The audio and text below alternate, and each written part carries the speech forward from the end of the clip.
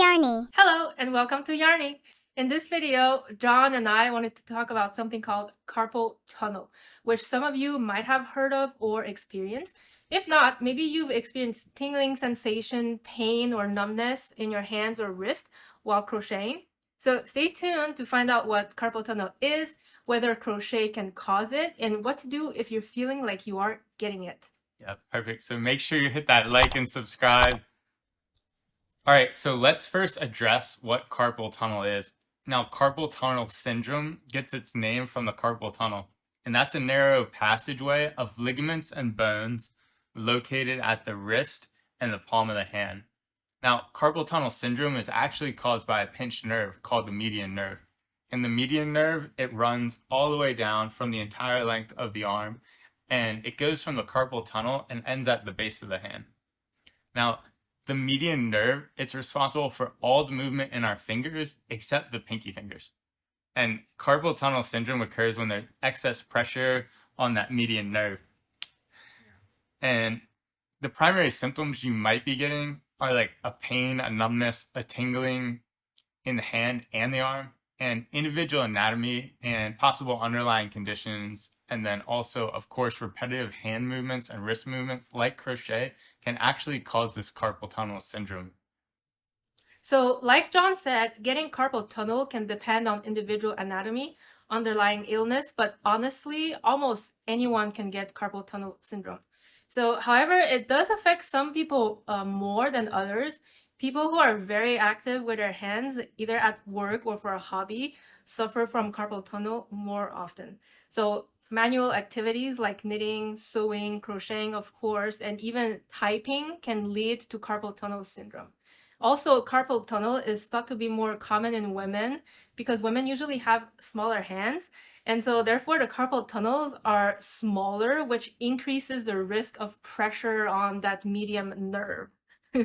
The possibility of carpal tunnel also increases with age, so it's very uncommon for those that are under 20. So as we age, we're more at risk of being affected by carpal tunnel syndrome, especially those who have to do a lot of work using their fingers, hands, and wrists. That sounds like me. Great. As Christina mentioned, crocheting can cause carpal tunnel. The repetitive motions of the hands and wrists needed to crochet can be very intensive, especially the movements of the dominant hand holding the hook, and therefore crocheting can increase your likelihood of getting carpal tunnel syndrome. Now, if you start to feel pain, tingling, or numbness in the hand or wrist while crocheting, it might be a sign that you are getting carpal tunnel syndrome, and you should go see your doctor. One strategy to combat carpal tunnel, though, is using the ergonomic hooks. And ergonomic hooks are designed with the hand's anatomy in mind, and that can alleviate the stress on the hands. Ergonomic hooks, they actually have a special design that's more comfortable to grip and decreases the intensity of the wrist movements. So if you're new to crochet, definitely try switching to ergonomic hooks if you're not already using them. I definitely love using them. Christina does as well. I love it. So another thing you can do if you feel like you're getting carpal tunnel is actually just take a break, stretch the hands, fingers, wrists. And if you're prone to carpal tunnel, it's important to maintain good posture. Keep your hands basically warm and in upright position and above the wrists when crocheting. Okay, we hope this information didn't scare you away from crocheting. That was not the goal of this video. We want to create awareness so that you can continue onto your crochet journey. Carpal tunnel is not a reason to stop crocheting at all.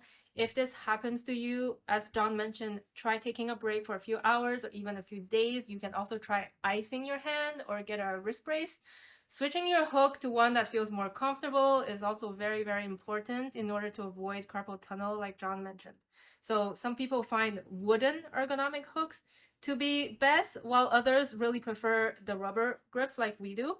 So there's many tools and resources to help with carpal tunnel when crocheting. So don't give up and find what works for you.